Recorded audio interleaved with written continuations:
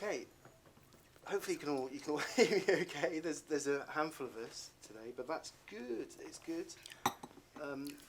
So, just to sort of kickstart proceedings, obviously welcome to the Watershed, and this weekend's Cables and Cameras takeover of Inspired. I'm Adam. I'm a founding member of Bristol Black Horror Club and a film programmer of Become the Revolution, and I'm your host for this opening event and this afternoon's screening of Picnic as well.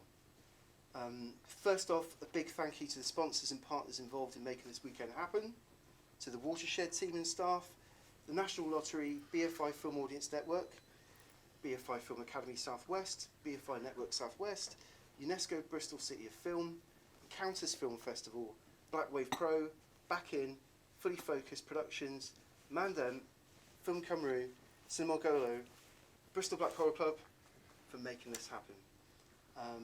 And also a big thank you to you guys for being here, and a warm welcome to our special guest, Jay Davidson, who's going to open the weekend's events.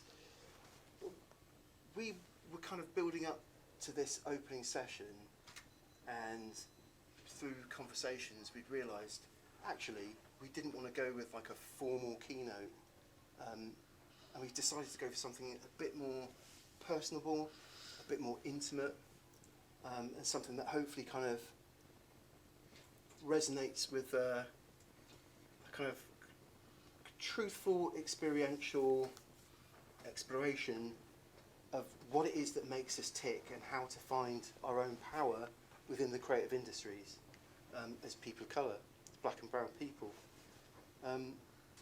Yeah, I mean, I think we should just sort of get straight into it. The first thing I was going to say is, as we're getting into the questions, definitely start thinking about questions for the end of the session, and then also, because I think the session is being recorded, for people at home, if you've got any questions, think about them as we're talking, and then we'll get into that towards the end of the session. And I would also like to say for the online audience, there's a session of online films at the end of the day, which are kind of free, or you can kind of donate or contribute as much money as you would like to that selection of films. So I'm going to sit my arse down and we're going to get into this conversation. And here's the microphone. Wow, that's kind of strange. Amplified sound. Hi, Jay. Hi. And can you all welcome. hear me? Everyone, yes, great. It's a pleasure and an honour to meet you. I just want to say that first. And just sort of on the build-up to this sort of session and talking, I was just sort of immediately struck by an immediate, genuine and sincere sort of connection, which I certainly don't find often talking to other creative human beings. I think that first off, just the sort of the way that you are and the energy that you have, I was sort of thinking about it last night, and an analogy sprung to mind, and it's like, you can't trap lightning in a bottle. I hope you don't mind me saying that, but that's genuinely like how I felt after having the conversation that I'd had with you last night. I'm I'm sort of eager to sort of get into the conversation, and I'd like to start with sort of like an opening question. But would you like to sort of say something really briefly about why we're going for this approach? Because I'm really happy about this, because I think it's more intimate, and I think we'll cover more ground and get more insight by doing what we're about to do. Yeah, for real. I think you can go at a normal. There's nothing wrong with that. I think everything has its place. Yeah. But I think when talking to people in the creative industries, we are heart people. You know, we're soul people, and then we express it in whichever way is our unique way of doing so. And so I think that when I'm talking to people in the creative industries, it's not about PowerPoint. It's not about, showing them something, It's more about sharing lived experiences and tapping into what connects us, because we are creatives, whichever way that may be. And so I think especially as black and brown people, we need to reconnect to that. That's who we are, you know. Yeah.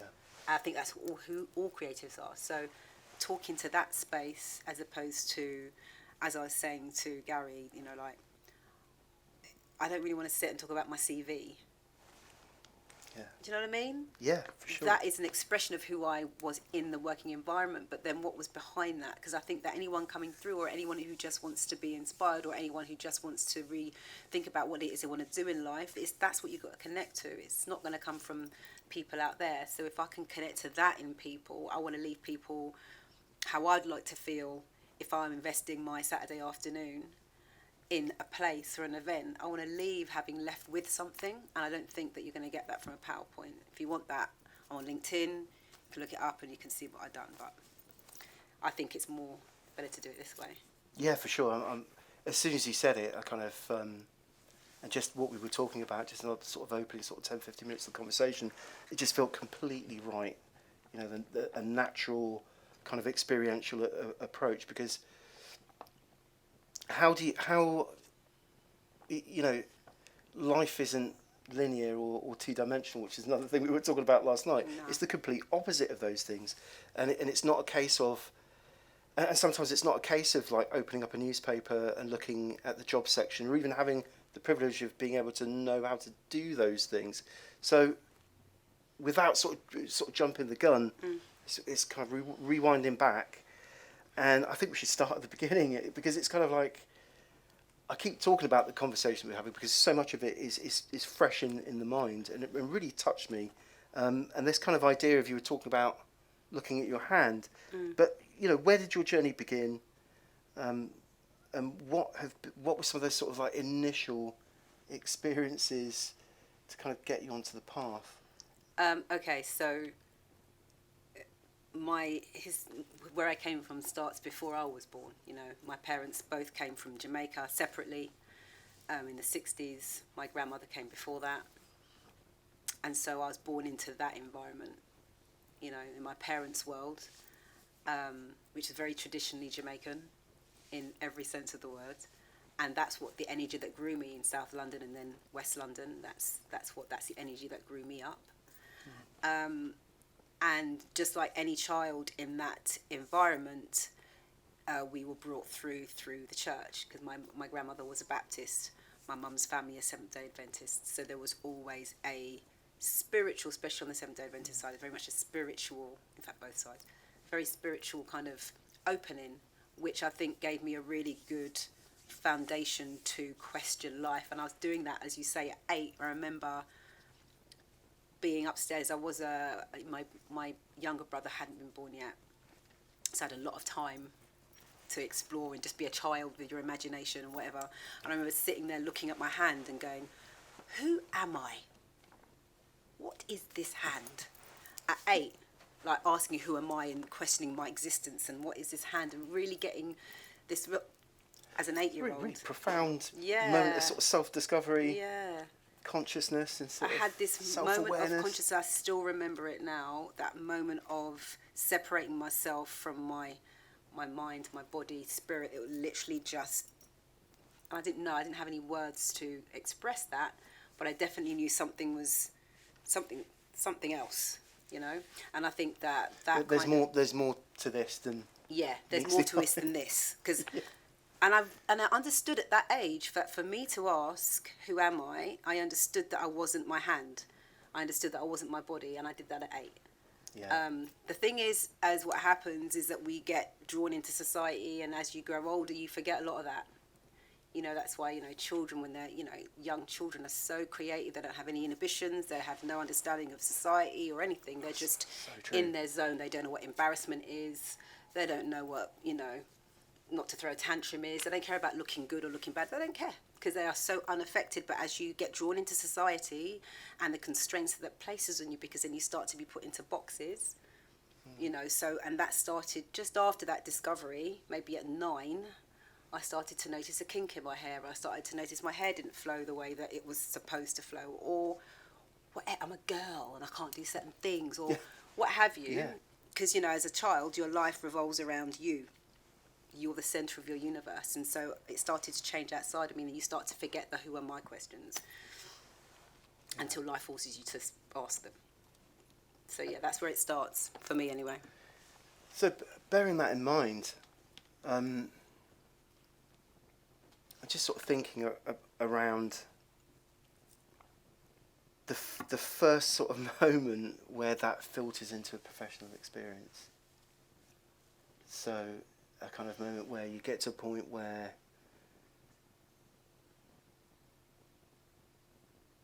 you're having that first moment where you're engaged with like almost like a formal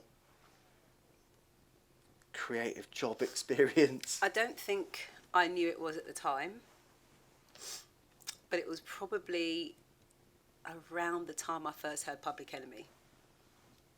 I think it's probably when it happened, where that music just was like, what is this? Yeah. Because of course, I'm a child of hip hop, so I grew up through that, listening to all of that. It was like la-di-da-di, we like to party. It was all party tunes. There was a little, actually no, the first tune that I ever really felt was my dad's, because my dad bought hip hop, you know, so The Message was probably the first, for other people who are into hip hop, there's other tracks, but for me it was very much about social commentary from the very beginning.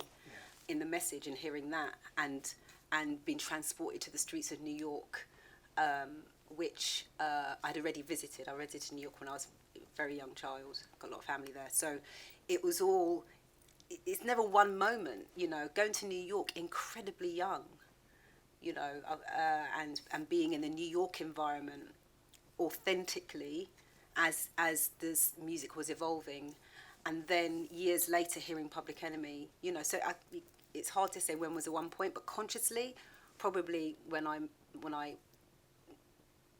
absorbed something like Public Enemy, which was about, it was a coming of age album for me, and seeing them in Hammersmith Palais and wanting to, just everything about the culture. It wasn't just the music, it was the culture.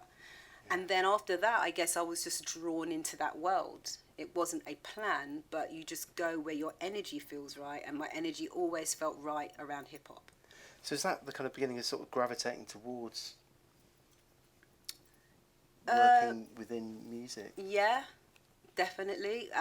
Because when I was at university, I also worked as well, as you do. Yeah. And so I had a job in a bar. And at the time, it was just a bar, that is a place I used to hang out at, and it was a club in Camden Lock called Dingwalls. Yes. So Dingwalls was just a hive. Like Giles Peterson played there, Norman Jay played there, Tim Westwood played there, like all the big DJs, Paul Trouble Anderson played there, and then later at the Loft across the road. So you had like all the best of the best, Soul to Soul were from Camden, that Soul to Soul unit in the same region, so it was just a hotbed of just, and you just wanted to be in it all the time. Do you know what I mean? So, you know, once you start with the music, then you get drawn to the tribe, and then you get drawn to the venues, and then you get drawn into conversations, and then before you know it, someone's asking you, do you want to come in and work with me during your summer? Because as a student, you know, you have options. Yeah. And so for the summer, you go and work in a record label. You know, and that's just the flow of conversation. That's not me trying to get into a record label. I didn't even think about record labels. I wasn't even thinking about that. It was more just going to the places that made my heart dance, and then you meet the right people. Yeah, I mean, this leads me on to my next question, which is sort of around, again, some of the things we were talking about last night. I'm sort of jumping forward in the question because it just feels like the right time to ask, to sort of pursue this sort of line of thought or inquiry, and it's around just hip hop as a musical form, as a culture, and the kind of like the kind of DIY nature of hip hop, and the kind of rebelliousness spirit of it, the open-mindedness of it, this kind of idea of adapting and using the things around you to kind of elevate and kind of sort of affirm your sense of self-identity and put your kind of like mark into society, as opposed to sort of observing from behind, being involved in, you know, saturating yourself into like a movement, a culture. All of this wasn't conscious, you know? You just go where the vibe was right. Yeah. As simple as that. Like, there was no strategy. If there was strategy, things may have been different, but there was no strategy. It was literally just go where I feel good, you know. But I have to say, because I didn't think I said it, is that the seeds were sown at home. The seeds were sown in what music my dad was playing. I have to, you know, big up Mr. Davidson, because he and his musical taste, and my mum as well, but my mum just loved music in it. My dad was like playing reggae music in the house and planting those seeds, and then that was just our version of it. It gave birth to it in many ways, that and the disco scene, and I used to hear a lot of that music in my house. So like I say, it was just maybe almost a childlike of just wanting to be where I felt good, and then what I could get paid.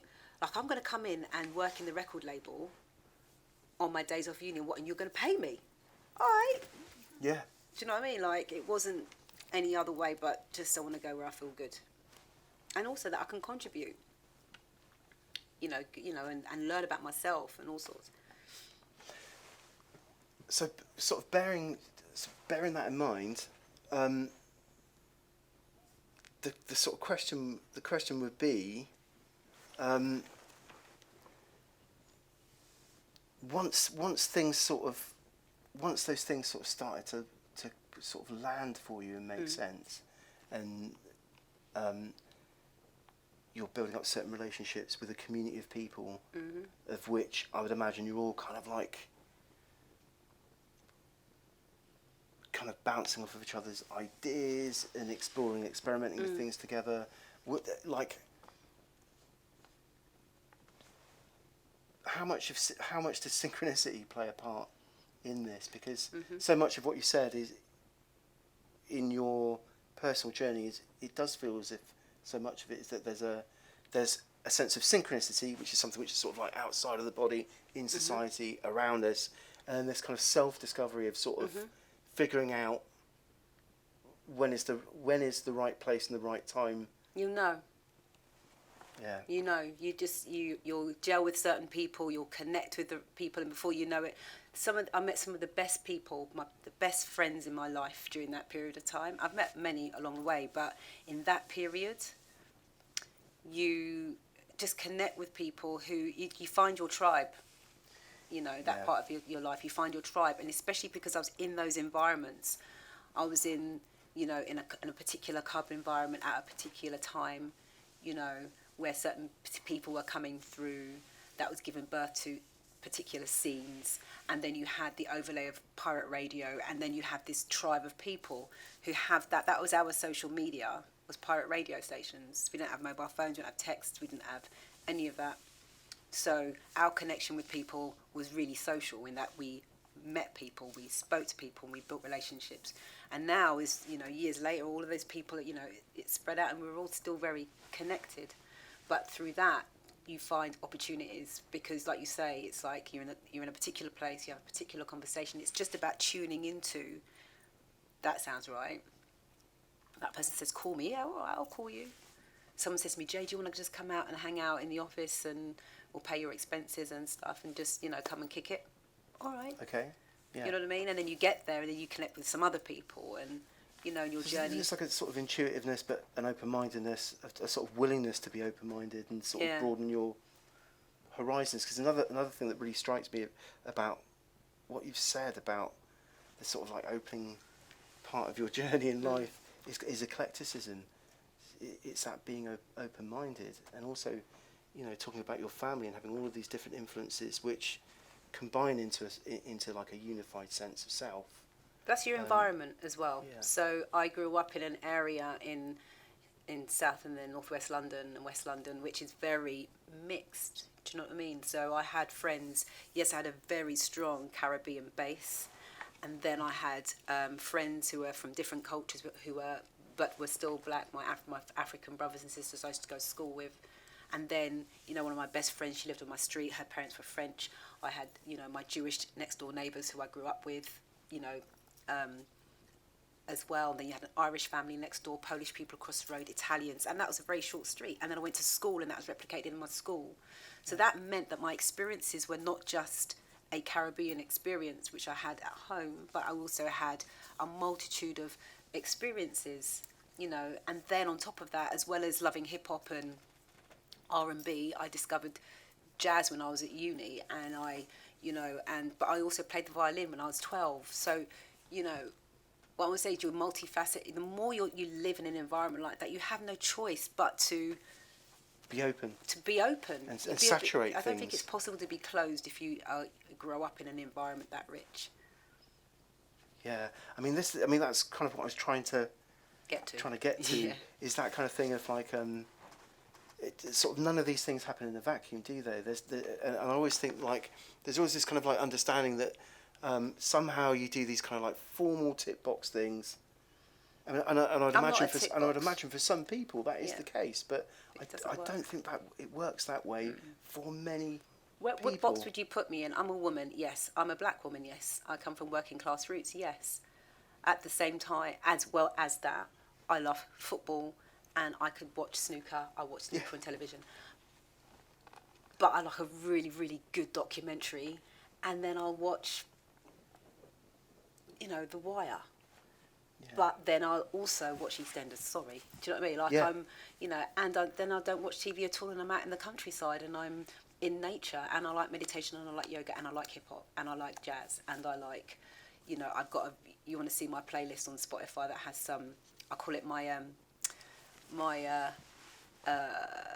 guilty pleasures, black girl's guilty pleasures, which has got all sorts in it, you know, because I grew up here in England, you know, and we are all a product of that, and I draw on all of that.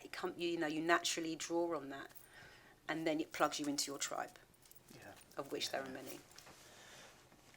So, I would say this kind of, I'm still thinking of like an element of that hip hop influence, because the other thing I find really interesting is I can think of many friends that have that still gravitate towards hip hop, still listen to hip hop, still a huge part of their life, but career wise, it's such a broad spectrum of where a love of a particular style of music and the living of a particular kind of culture has opened up different doors than they would have had if it was a different scenario, if that makes sense. Yeah. So because for me it's like, and I know you said you didn't want to gravitate too much towards kind of like unpacking kind of CV. Oh, you can do that if you want, I don't mind. But what I'm trying to do is sort of translate some of the sort of magic of those elemental factors in, you know, the beginning of your life journey that always kind of seem to keep you open to these moments to explore and pursue certain things, and it feels as if all of those things connected, culture, environment, continue to sort of like open up certain creative people to all kinds of different opportunities, so that there's a sense of not limiting. We are creators. For me, I always think, Jay, like it's like, wow, you know, you've worked with Def Jam, you were part of that Rawkus experience, but you've also worked with the BBC, you know, produced television shows, and I'm like, wait, how does that? How do you navigate that? How does? I think it was always just knowing what, you know. I worked in the record label and it was great, and it's just about recognising when tides are changing, and say, you know what, I'm going to ride a different wave, and feeling confident enough to know that whatever wave this is on, it'll be fine. Do you know what I mean? You don't, you know, I think sometimes you could get kind of, I'm just going to stay here because it's safe. Yeah. Yes. And that's a powerful emotion, to feel safe. Everyone wants to feel safe, and the unknown feels unsafe.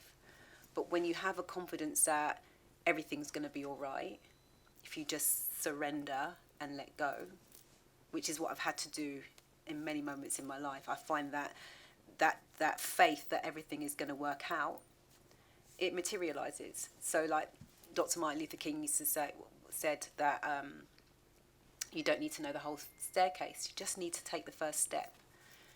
You know, and just know there'll be another step, but you've got to take that step, otherwise you're never going to get to the top of the staircase, whatever that may be in that particular scenario. It could be just life.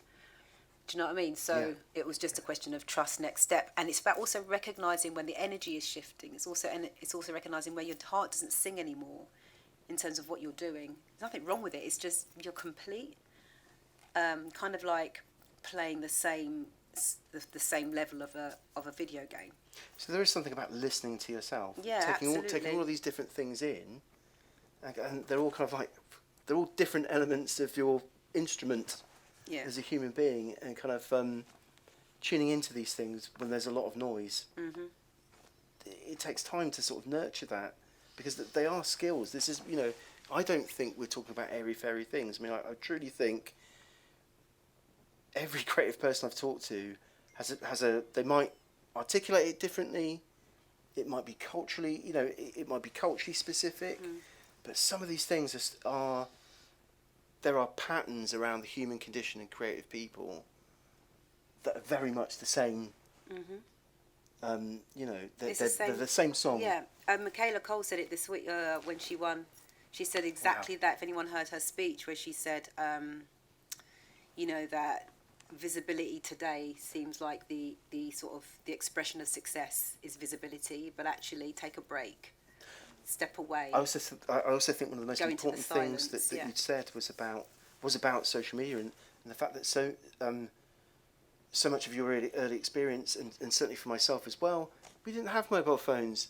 The internet had only just begun. There wasn't this kind of like constant monitoring of people's growth social or media experiences. Didn't exist. You had the internet, but you didn't have the social element. That didn't come until MySpace. Yeah.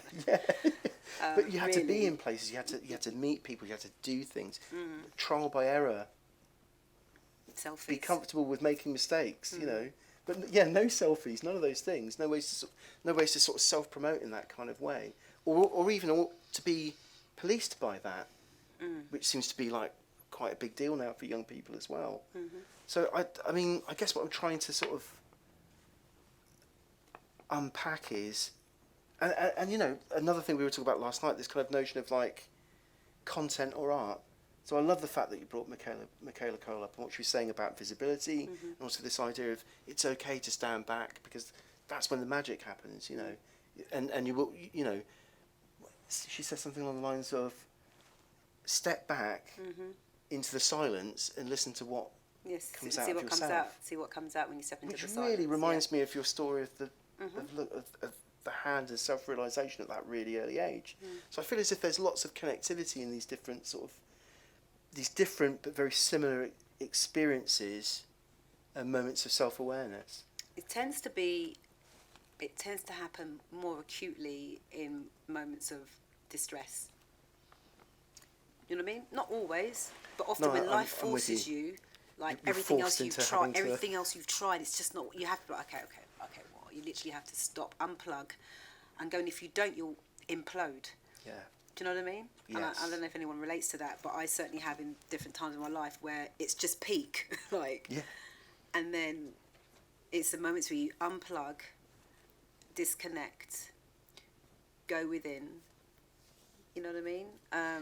Whenever I've had moments where I was just in turmoil of being stuck in a decision or stuck in a situation, I remember one night I woke up and it wasn't a big deal looking back, but it was at the time, and I stopped and got up in the middle of the night because I was just restless, and just stopped and went, okay, just stop, and meditated in the dark for 15 minutes. And when I stopped that, I went back to sleep. When I woke up, the solution was there. I'm going to do that.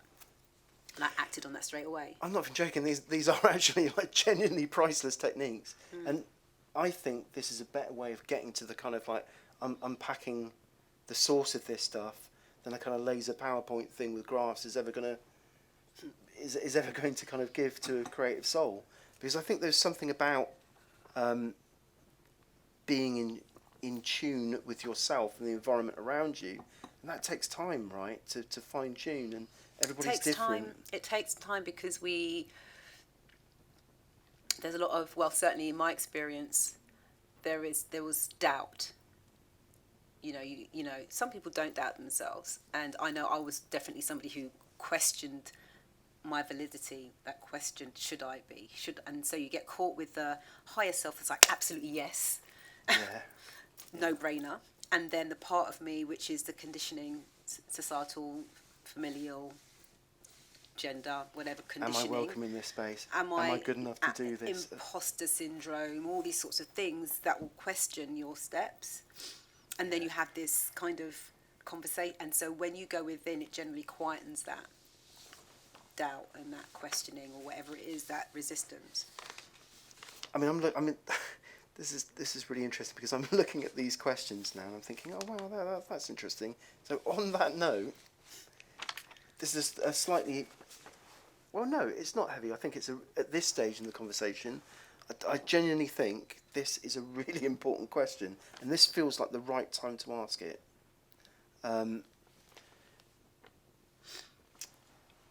It's like, anyone that's watched me interview, it's one of my favourite questions. What does representation mean to you, Jay, as a black British woman and creative? You know, and in all of these different capacities that you've experienced in your career and life, and you know, and I think the next, where this is going is basically this, because I think black creatives and artists get asked that question all the time. What does representation mean to you? What does representation mean to you? And again, like the previous question, I'm trying to sort of like dig a little bit deeper. I'd answer it differently to you than if it was somebody who was kind of thinking that we want to be representative, so what should we do to be because I'm not here to solve your problems. Absolutely.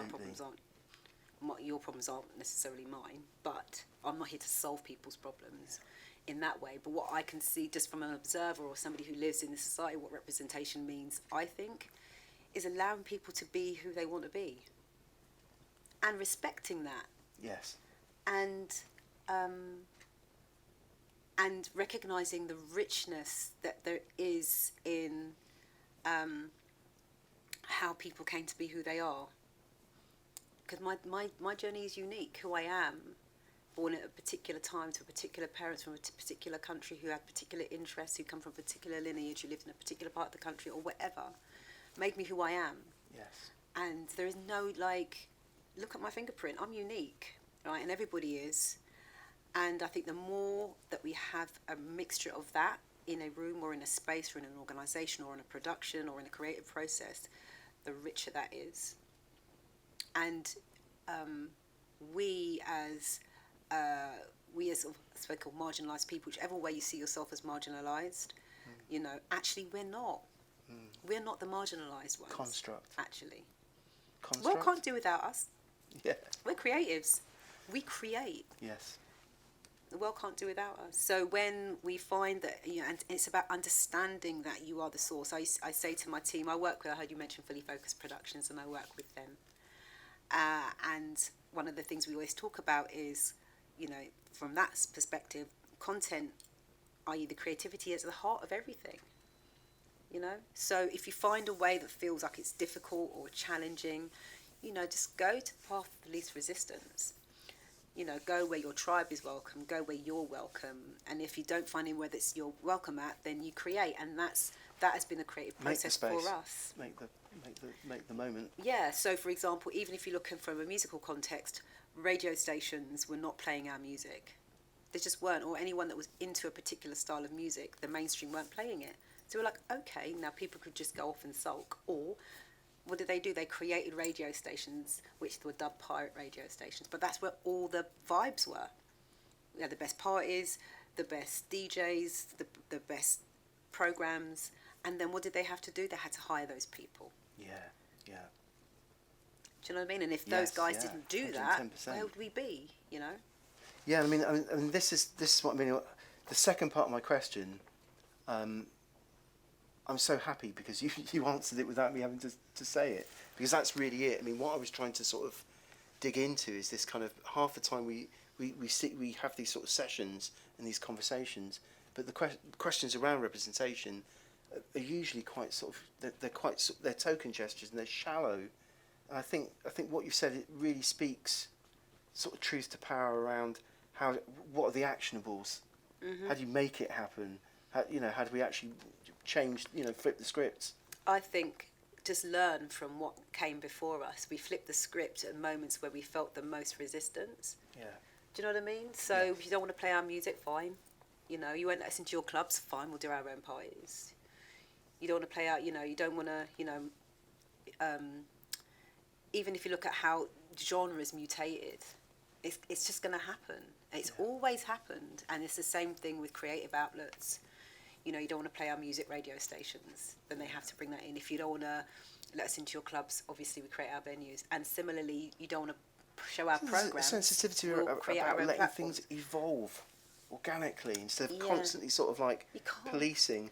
That's literal or canonically or like it feels to me so much of what we're talking about is really about the freedom to be able to allow people to be who they want to be, without assumption or without judgment assumption or without trying to curate it when you don't understand it. You know, powerful words. Seriously, powerful words. I'm just thinking about time, 1:45. I think around it would be quite nice to start hopefully people have got some questions, because this is a unique opportunity to get into certain territories here. I think before we do get into questions, just like a couple of last questions from me, and they're like the old school questions, which are along the lines of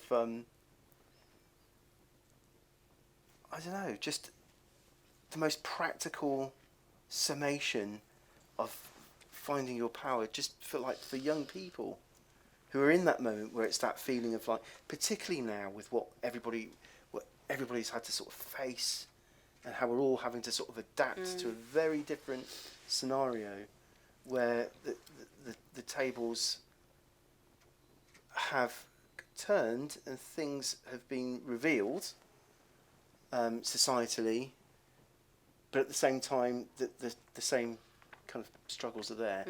Like what would be a good sort of approach to kind of tackle that anxiety or those inner blocks?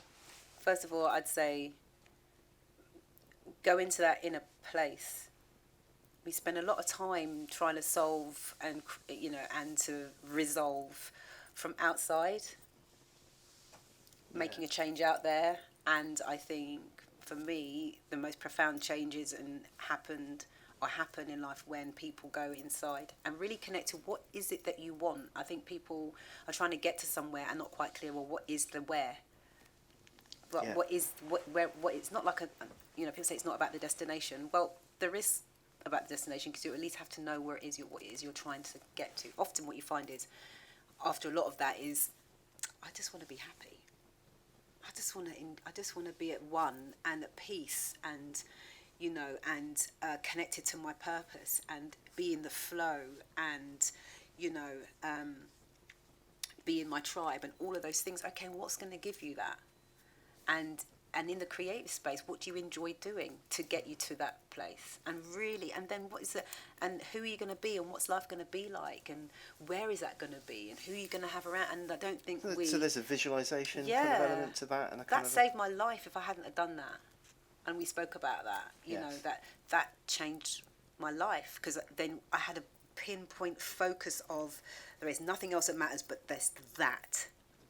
And then what comes up in the midst of all of that, I just deal with that, because it's not for me to decide how I get there. I just got to be clear about that's where I'm going, and then allow life to unfold, and you see all the players come into play to achieve that. But it starts with just knowing what it is you want. And in the creative industries it could be in life or it could be in the creative industry. There's so much distraction. There's so many different ways to self-express. It's like, okay, well, who do you want to be? And how do you want to live it? And what do you enjoy doing? I think often we focus on, I don't want this, I don't want that, I don't want to experience that. And that is useful to know what you don't want, only for you to discover what it is you actually want. So don't push away negative experiences. I say, one of the things that I kind of realise is that I don't have any enemies, and I don't have any, demons, and I just have teachers, Anyone that's come into my life that did me wrong, or a situation that was bad for me, it wasn't. It was something that was teaching me something. And sometimes you have to humble yourself and know that, especially the painful ones and the tough ones, you can get the best experience, the best lessons from those experiences. Don't run away from them. The more you try to avoid stuff anyway, the more it'll find you. Anyway, right? Exactly. And if it hasn't found you yet, it's coming. Yes. Do you know what I mean? And then when it comes, just embrace it, because when it comes and you get to the other side of it, because you will, then you'll understand why you had to go through that experience. And so which is unique to you in that moment. So sometimes I'd hold on to a bit of pain. Yeah.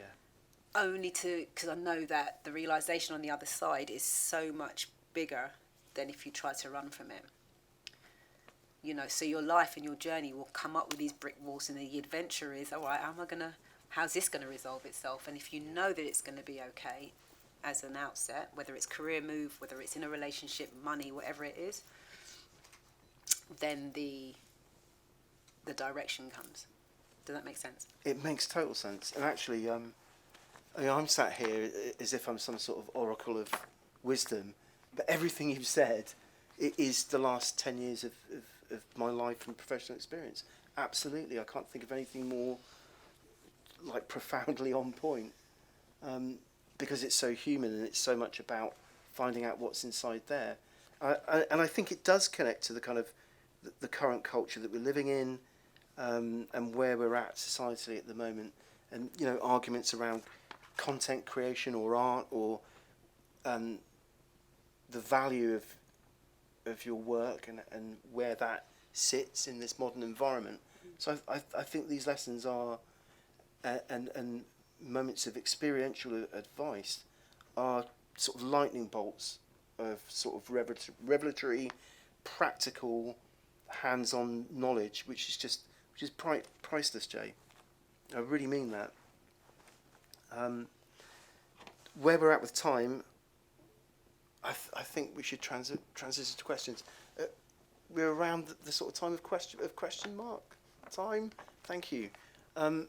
Are there, if there are people texting in, watching the live stream, no? Questions from the floor would be brilliant. Yes, please. Well, a lot of people, when they have these sort of interviews, they'll start talking about how you need to work hard and have this external output in order to put your own mark on the world in general. And you seem to talk a lot more about the internal balance and going with the vibe, so to speak. And I was wondering, in terms of where you are now, how much of your experience is constituted of luck, so to speak, and the hard work that everybody else would talk about, and what advice you would give to people wanting to do to be part of the creative industry from your point of view? I think a lot has to be. One thing I've noticed now is that people, like I said, when I was coming up, there was no social media. I find a lot of people connect and follow people, which is good in that you can be part of particular tribes and stuff, and but nothing beats social connection. Nothing beats conversations with people, and that's about stepping outside of your front door and immersing yourself in spaces where you find creative people. And it doesn't have to be, I would obviously was drawn to the music, but I also would go to, poetry readings. I'd go to, Jay, you were talking about comic books. Yeah. Go to an art exhibition that's about superheroes or something. And and you'll find intersectionality, people who are into hip hop but they're also into comic books. So you'll find people who are into jazz who also, love, particular authors or what have you. But it's just about being out and also holding on to people that you meet. People are currency in the most beautiful ways, and so it's not just about taking someone's number and collecting names, but it's about building relationships with people, because that means more than a like or a friend request. And there's no fast way of doing that, because it's organic. And I think organic connections with people and nurturing those relationships with people, I think, is really valuable. So yes, I had a sense of, I love working in music, I love the vibe, I love the energy, I love these people, I'm just going to go with this. I also went to uni and did the kind of academic thing as well, because my mind was very much about absorbing knowledge, but it was also, I was also a very social person as well, which helps me to be in spaces with people and not be afraid to talk to people, and then not having to make something happen, just know that we connected on a vibe, and then when I see them in a year's time, oh, what are you saying, you good? And then there are people who I know, I've only met through nighttime economy, but I've known them for 20 years. And so it makes connections now so much easier because we have something which is beyond a screen. Does that answer the question? Yeah, sorry. If it doesn't, you can say, it's fine. It was, yeah, it was a question. If you want to stay in touch as well, please do on LinkedIn, and I can have conversations if you want that help or direction. She might not. No, it's an incredibly generous thing to do, I think. And No, I mean, like I said to you yesterday about my experience, and we didn't have time to talk about that, but I was really unwell, and which threatened my life in many ways. And it's in that space of coming out of that and you said, it's very, you talk about being generous, but I think when you're blessed with life and you go through an experience which is quite profound, then I think sharing that is really important. Otherwise, why did you go through it if you can't? Yeah. And it feels to me it's very much back to that motif of the hand and life experience, cyclical. Yeah. And it's interesting because I think that there is such a sort of push towards a sort of very kind of matter of fact technical approach to how do we engage with creativity and career paths, when actually so much of the creative spirit is being in tune with those the complex emotions that are within and around us. Mark. Thanks very much. It was a great conversation, and resonated in lots of different ways, and this is perhaps one of them, which is, there's creativity, there's individual creativity, but there's also the outside world of the cultural industries, and there are institutions and organisations that then deal with that, whether it's broadcasters, whether it's public funders, and it seems that there's increasingly, particularly within public funding, accountability, and there are boxes which have to be ticked. And what is your experience been of dealing with institutions and organisations whereby culture becomes a product which has to be processed and moved through an organisation? So you're actually then dealing with management and you're dealing with process. And I just wonder, is that a great source of tension? Is that a great source of creative tension? And how do what's other kind of positive experiences of institutions which are by their nature and design creative? Yeah. I could talk about my personal experiences, and that there are companies out there who allow that to take place within the confines of an institution. So Netflix is very much like that,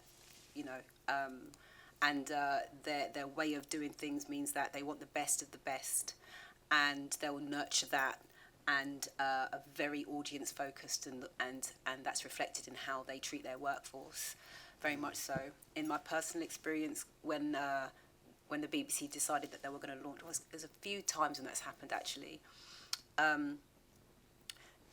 I've been very fortunate, I guess, because I know what authenticity is. I know what, and I always was like, if you want to connect with people authentically, then you have to be authentic. Otherwise, there's no point in doing it. So I always took my own authenticity, and when you present something which is authentic, that people know is valuable, and that's the commodity that can sell, people generally kind of, well, okay then, So when I was promoting, I don't know, Def Jam in the UK, and I was there marketing, and I was like, we need a street team. Okay, street team. How does that work? How does that work? Don't worry about it. Just run the budget. Let's get this. And there was a few street teams in London at the time. Shout out to the Sony street team, the BMG street team, and the Def Jam street team. We were like the three. There might have been another one. Sorry for whoever, I forgot. But there was like this batch of street teams in London at the time, and we went international. We came to Bristol actually. We had street teams, you know, because we knew that was the energy. And once they could sense that we know what we're doing, you know, we ain't gonna lose you any money. You know, that kind of, I guess it's about gaining the trust of inside of those institutions, and also adhering to whatever it is they say they are, whoever they say they are as values and stuff. Said this is going to do this and this is going to do this, and people thankfully trusted me to do that at various different points. But there are times when you can sense that this is as far as it's going to go, or you know. And then it recreates in another way. But I've seen that with record labels. I saw that with One Extra. They knew that there was an explosion of music that was happening, whether they jumped on it or not. Like at that point, just before One Extra launched, you know, R&B was dominating the charts, hip hop was dominating the charts, jungle was coming through, you know, was the music of the underground, and garage was the music of the underground. They were like, we need to jump on this, otherwise we will not be relevant. You know, so you make a choice. Do you want to be relevant or not? You know, and if you want to be relevant, this is where it's going. And so that was the creation of One Extra. And then I think it was just a special moment where we had everybody who was on the same page. Okay, we're going to create this black music station. And then it was the people who were part of that who were very authentic. And so we hired the right people. We hired the right DJs. We were very clear about who we were. And so you couldn't deny that. So we stick within the remit, and so every box ticky thing has a remit, and I'll just push it to that remit as much as possible, and then it's not blocked. Does that make sense? Yeah, yeah, and really revealing actually as to sort of the notion of authenticity, and kind of how much space you have to craft it. How much space you have to craft into a kind of a mainstream remit like a BBC or a Netflix, or so I think that's really interesting as to sort of what kind of company expectations are. Also, the kind of realization of the power that you have in that moment, because they need you in that moment. So there's got to be some give or take, because you know. What is within you is more often than not what that broadcaster or record label is looking for, is trying to sort of. I think a lot of the work that I've ever done, I'm very clear on what the brief was. Then it was down to me to how I interpreted that brief, whether it was promoting Doctor Who or whether it was promoting a hip hop show. It's like, what's the brief? What do we want this to do? I think when you're very clear about what's the brief, and everyone agrees and signs off on this is the brief, then I'm going to come through some ideas to meet that brief. And mine's going to smash it. Cool. Yeah, for sure. And I think that's incredibly revealing. I think that kind of talks to your question, speaks sort of to your question as well about, like, you know, the nuts and bolts element of it. How does it work? I think it's a combination of all of those different things. Like we were talking about last night, none of this stuff is sort of linear. No. It's you have to match what's happening, but at the same time, that confidence is going to come out of constant sort of adjustment. And tapping within. Yeah, tapping into that sort of creative energy source. So I mean that. I know it sounds a bit woo-woo, but no, I don't think. It, and I don't think it is. I don't think it is. And I think, you know, that's what Mark's question was sort of moving towards, because it's a fine balance of the two things. It's the inner sense of sort of like, am I on the right track, and that brief that's being sort of set out for you, and also your own brief. And I think, yeah, exactly. Finishing on that kind of like notion of like, and my idea is going to smash it. I think is because those things, you've weighed all the coordinates of what the possibilities of that are, you know, to allow yourself that moment to bring your own sort of special, unique creativity to the moment. How do you interpret So- the brief? Yeah. Hmm. Which is super clear, you know, but is so lost in translation, you know, 90% of the time. Yeah. Thank you, Jay. I'm just thinking about time. I would probably say a final question, then it's like time to wrap, I think. Should we wrap it? Final question. I mean, this might be a really obvious question, but how would you personally define power then? That which you step into? It is. That's a really good question. I guess how you define it is when you, as a person, where you're creating something that wasn't going to happen anyway, and you're in the middle of that. You know, whether it's your health, whether it's a relationship, whether it's a connection, but you have created something such that life alters. Whatever that may be, you did that. That's what your power is. And it can be as big or as small as you want it to be. And when you feel that kind of synchronicity where things just show up, you know, the right person, the right conversation, the right event, you'll just know it. You'll be like, and sometimes you don't immediately know it. You look back and you go, oh my God, that was the time when that happened.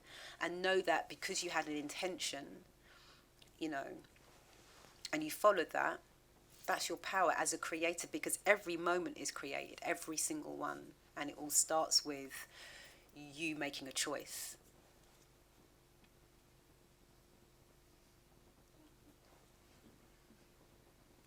Cool. I think that's a really good question to sort of end things on. And again, back to that sort of circular thing. So I just want to say a big thank you to you guys, the audience, for being here. A massive thank you to Jay Davidson Thank you. for this conversation. Thank you so much. No, thank you. Great, thank you.